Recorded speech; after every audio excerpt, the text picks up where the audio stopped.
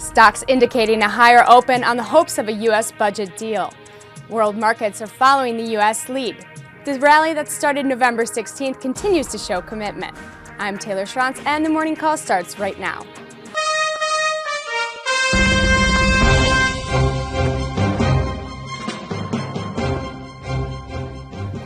Good morning, I'm Scott Rudd, the Chief Strategic Officer of T3Live.com. And I'm Jill Malandrino with The Street, and together we bring you the morning call. Scott, we had a very interesting day yesterday. We opened up lower. Some people got stopped out because as we went into the close, we saw some really impressive action across multiple sectors. And a key theme that you and I have been speaking about is that November 16th key day where we saw that reversal and measuring commitment from there on. Right, once you see a reversal like you saw on November 16th, you have to measure it. You have to see, is it just a trade or can it be a new inflection point? And since that reversal happened on November 16th, we've seen a lot of reasons to stay with the rally. We've seen commitment. We've seen people buying higher. We've seen some nice relative strength in key stocks. Yesterday, like you said, we came down, filled the gap, but we held the Fibonacci retracement level we were talking about. We were talking about the 38.2% Fibonacci retracement. Came in, that was like 1388 on the SPX. On the spiders, it was like 138.75. We touched a little bit above it, and then we reversed hard into the close, showing that there is still appetite for stock even in these areas. Before we get into today's key levels, I think we should take a look at what's happened since October 2011 and show how we identify these patterns of commitment within the market. Yeah, because patterns repeat themselves. So if you look at past outside days and you measure them, it could give you the clues on whether or not this one would stick, and that's what we've been watching. So if we go to the overall macro chart here of the S&P, I'll get into it right now because that's the short term. Short term, just real quickly, here was the outside day, November 16th. Here was your gap up. Okay, went sideways, showing commitment. Follow through into Thanksgiving Friday, and then we proved that this range could be viable as we are now heading into the 50-day moving average, which is right around 142.41. If you look at the overall SPX and you look at the macro pattern, okay, we'll take a longer term look at it. We talk about macro patterns and how you can maneuver your portfolio and how patterns repeat themselves. Look at this outside day. This was the outside day on October 4th, 2011. Led to a major move to about 1300. Then we had that wedge pattern, okay, a pattern of consolidation of a move that just took place. And then look with this. This was the first quarter of this year. Nice move. Remember that move? We followed the 8 and 21-day moving average. Then what happened? Your head and shoulders top, your left shoulder, your head, your right shoulder, which led to a nice correction. And if you saw this, you could have maneuvered, taken some risk off, gotten that short, who knows? But then look at this, another outside day. If you look at this outside day a little closer, you will see, here's your outside day, quick appetite for stock. Then it held higher. That is always important. If you hold higher, you show commitment. And then this is what took place from June all the way into September when we started getting that faulty action. Right here could have been your way out, right? Right around 1430 when we broke this trend line. So you broke the trend line, we had another mini correction, and then this is that November 16th outside day. So far acting very, very well. Here it is. It's when you could have switched gears. You had a nice active trade. Saw that we had some follow through, and now look where we are. And the 50 days right here, 1423. We might even get there, today / tomorrow. But at this point, I think you trim a little bit into that. It almost looks like the pattern setting up just like it did last year, going into trade for Q1. And I think even like we spoke about with our Ameritrade idea, that once we get some sort of fiscal cliff resolution, whether it's good or bad, once we get clarity back into the market, that's going to be key, and you're going to see that cash come back in. So Q1 13 looks like it might mirror what we saw for 2012. Right, we can continue a little bit higher, and everyone keeps asking me, like, Red Dog, are we going to make new highs in the year? We're going to go above 1474. That doesn't really matter. Okay, you can make money without making new highs.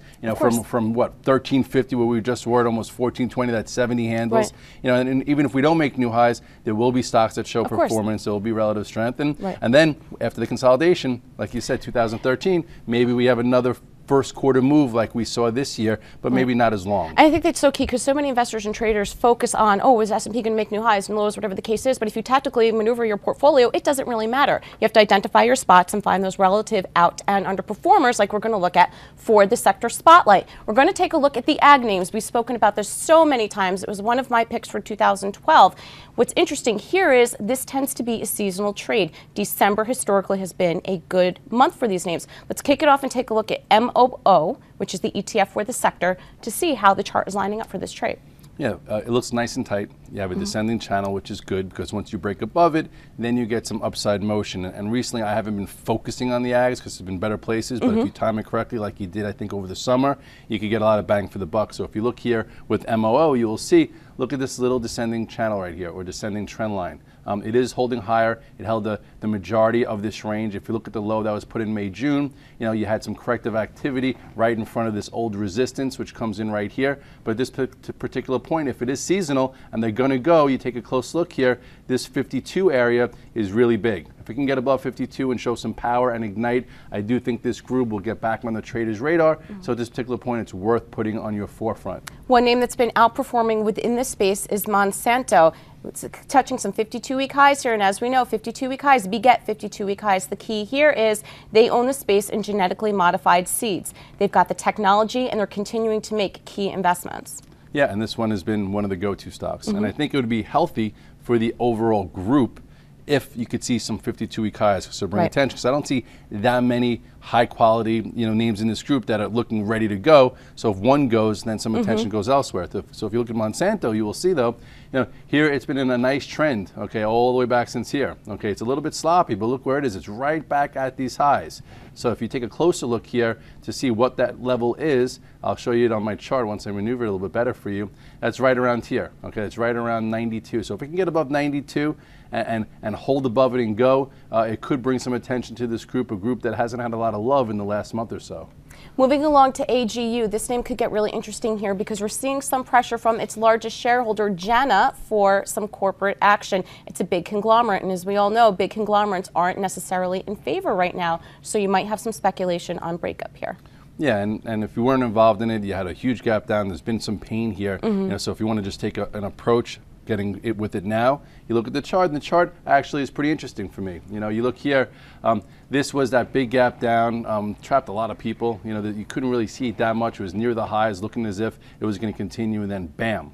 All right, so with that said, it's come back up. You had a nice little gap right here that's showing some commitment to it. I think as a trade, I would wait to see if it can get above this area. This area is 101.82. Keep it on the radar, above 101.82. Perhaps it tries to fill what's left of this unopened gap.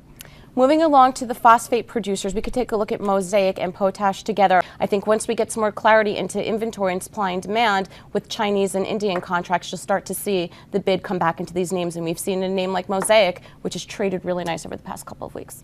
Yes, and this one you have to really pick your spots because it's so far away from highs. It's so it's more of an intermediate trend trade until finally that changes. And if you look at Mosaic, you will see last time you really loved this name, what felt like right around here at this Red Dog Reserve, right around there, and you had a really nice move. But it couldn't get through this resistance, and then the market corrected, and so did this. So when it broke this support, you could get out of the way because you never know where it's going to go to. But now you look closer, okay, and see where it's trading right now.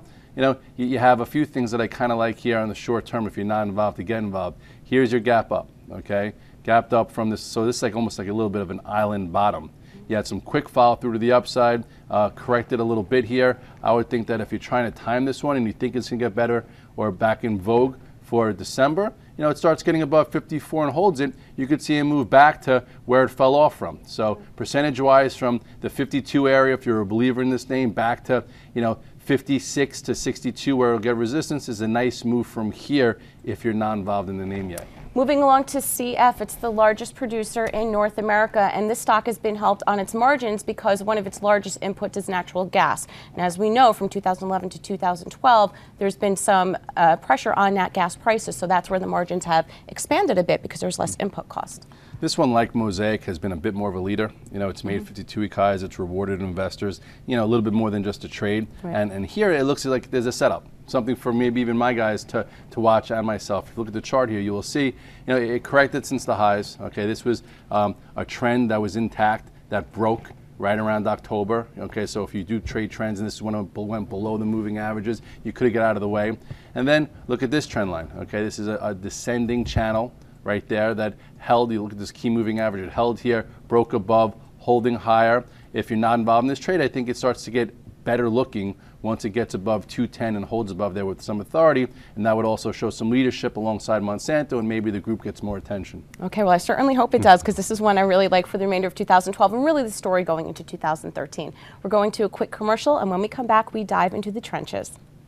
Hi, I'm Sean Hendelman of T3Live, where we train, coach, and mentor traders in order to help you put your money to work with confidence. The T3Live approach is a blueprint for you to recognize, adapt, and ultimately take advantage of different market conditions. To begin your training with T3Live, we would like to offer you the opportunity to enroll in our free 30-day online home study course. Fill in your name and email address, and I'll see you on the other side. Welcome back to the Morning Call. We're going to dive into the trenches and take a look at stocks that have announced special dividends. This is kind of a catch-22 here. If you're a short-term momentum trader, there was a nice opportunity if you caught that bid. As a longer-term investor, the dividends are created just with cash that's on hand, so there's not much shareholder value there. We're going to take a look at 5 names that announced the special dividend and then talk about a quick few that we think could potentially announce going forward. Costco being one of them that announced yesterday. Yeah, Costco has been a nice macro hold. It's been, all year long. It's been somewhat of a leader. It's been a little faulty lately with some of them. But you look at the chart. Lots of reasons to stay involved. It held above the moving average. A lot of stocks broke, started to act better, and then boom, special dividend announcement. Look at that, closing near the highs, right back near the highs of the year. So investors in Costco getting paid at this particular point. I wouldn't just go chase it after this type of move, like you said, because it is a one-time thing. But here's the old highs. Here's your gap to to gauge it against. It starts to stay above this 100 for a little while. You can get another trade through there. And if you're a macro investor, retail has been a place to be. And now there's even more reasons with these special dividends. Moving along to Las Vegas Sands, and this is a name that we talk about frequently on the Morning Call. They announced a special dividend. They have the cash on hand to do so, but the balance sheet also has 2.5 times more debt on it than it does cash. Yeah, so it's like a catch-22. Right. I haven't really been that active in this group because it hasn't been leading. It's been very choppy, but now it looks set up to go through resistance. You look here at LVS and you will see that, here you are. This is big-time resistance coming into play. This is what, 47.54. You do have a nice little gap up here. It's holding it. So for my traders, if we could start getting above this 47.03 area, it seems like it can continue to the upside. And just real quickly for that group, WYNN also looking decent, closed strong yesterday. And even the tail that wags the dog, I think MGM has a little bit of a tight pattern. If you want a cheapie, I think through $10 it holds it. This thing could see back to 11.43 by the end of the year. Moving along to Buckle, it paid out a $4.50 special one-time dividend, which was double of what it did last year, ticker BKE. BKE, let's take a quick look at it technically. On the highs, rewarding investors. This one actually was, I didn't say you had to get lucky, but you were in the right place because this also, has been holding higher, riding the 8-day moving average. There's been a lot of reasons to be in this. Besides that, even giving you another entry right around here. So at this particular point, I see no reason or any type of faulty action that if you're involved to get out, except for maybe trim some into strength. But this is showing leadership right here. To initiate right here is tricky, but if you own it, stay long some, but trim some into the strength. And to wrap up the special dividend names, Brown-Forman and Dillard's. This is interesting because these are 2 family-controlled stocks. They don't have enough cash on hand, but issued that one-time dividend, again, trying to beat that whole fiscal cliff resolution. I love the fact that these private companies are putting their middle finger up to the fiscal cliff and saying, you know what, we don't want our guys to go from 15% to 40%. We're going to give them their money now, so this way they get to keep their money, not get taxed on it so many different times. Right. But you know what I think is interesting here is that you're going to see a lot of conversation and speculation into what's the next one-time dividend player, which can set up some really interesting plays for your momentum traders. I happen to love mega cap tech for many long-term reasons. Everyone that watches the show knows I love IBM. It's a holding I will have forever and ever, and actually just trade options around the position. But names like IBM, Oracle, CA, Apple, all these cash-rich tech companies, there could potentially be some opportunity in there regardless of the long-term perspective. Right, and you don't want to trade it just for that, but these stocks have cash if they have the right charts, and all of a sudden you're involved in it, and then you're there for that night that they declare this special dividend. You're coming in the next day really happy. So just pick and choose wisely. Some act better than others, and just know that if you're getting involved for just a single play, it's not probably the smartest thing to do, but there is opportunity, and mega cap tech, it does perform at times. Speaking of mega cap tech, let's move along to quick hits for quick cash, and we'll kick it off with Apple. I love the stock here for the holiday 2012 bid. Not much more beyond that. I'm a little bit concerned about the product dependency, but right now I have a December 640, 645 call spread on, looking to capture that bid. Okay, well, at this point, it's acting very well. November 16th, it was the blaring red dog reversal. This was the stock and the reason why I got back long the market. And if you look here, this is that date. Boom. Here's your reversal. 522 is that entry. From there, quick move up to about 570, went sideways, consolidated, a nice bull flag here. Was another nice trade above 572, went as high as 590, same type of pattern, consolidating here again. So I am long some. If it does get above this 590.42, you could see a quick move to test at 200-day at 599, and then you do have really big resistance coming in somewhere around 615. Over the past month, Scott and I have been doing some work on the online brokers, and my favorite of the group is Ameritrade. Multiple makes sense, has the highest operating profit margins. You're getting paid 2.3% on the dividend yield to hold this name. What I like is once we get the fiscal cliff resolution out of the way, the retail investor is going to come back to the market. They're sick of earning nothing in a low interest rate environment. You have all that cash on hand. Average daily trading volume was significantly down for 2012, but this stock caught a nice bid yesterday because its CEO mentioned in an investor presentation that they expect average daily volume to go up 7% month over month into 2013. Well, it would be nice to get some more volume back in the market. And as far as putting this on the radar, great stock, great situation. I wasn't really watching it. And then, yesterday, boom, look at this nice little flag type pattern off the low.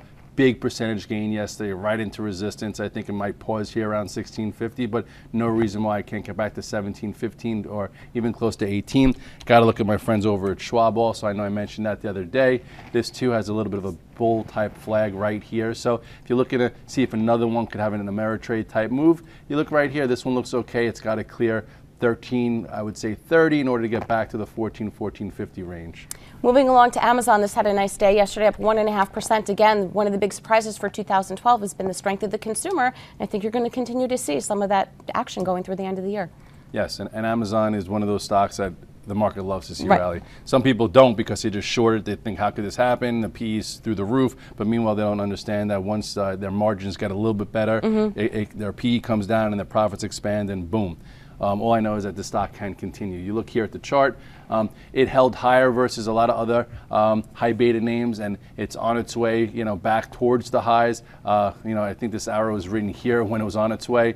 At this point, I don't think I see a reason to short it. I tried it this day. You remember, it tried to break through and come back below, and it didn't really show any weakness, so I got out of it, which it was fine to try. Just don't be stubborn.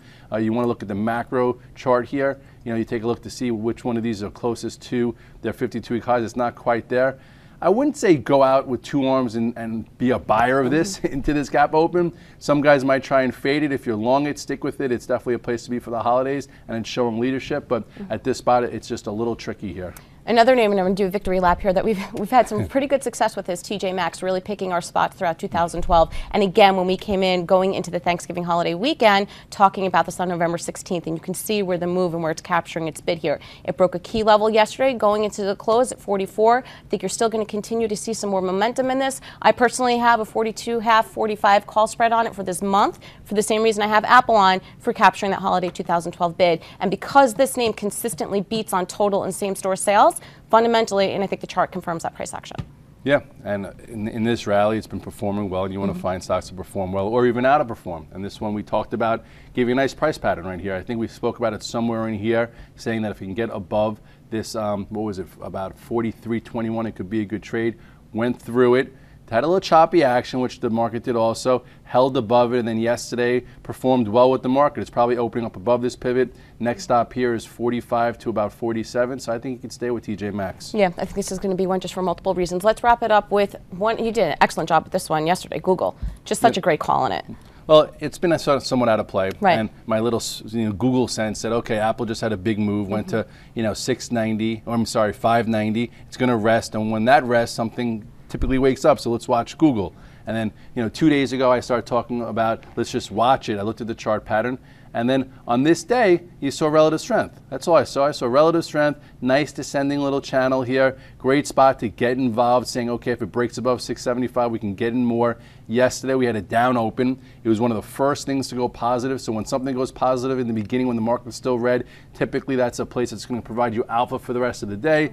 Boom, closed strong. Today it's up $4 or $5. If you bought it 3 days ago, definitely trim and trail some, but I do think at some particular point you could see 700 to 705. So just try and leave some on. I know it feels good to take 15, 20 points and book it, but try and stay with some. I'm going to try and stay with some, but it's not that easy because you see the dollar signs, but overall it looks like it can go higher. Yeah, I agree. I think and you can time them. I think so too, and I also think going into 2013, like we've spoken about before, if I had to pick an Apple or a Google, which is such a hot debate, I think I would look at Google because of the multiple business lines. I'm a little bit concerned about the product dependency with Apple, so I hear you, and I think a lot of people unfortunately make that debate where they're both leaders. You could probably be in both, right? You know, but you could time them differently. Like last week the place to be was Apple, and then now Apple's digesting. The last 3 days the place to be was Google, and now maybe you turn back towards Apple. So as a trader, you could pick and choose what has the best pattern at the right time. I guess as an investor that might not have multiples of cash in front of them, they have to pick and choose their battles.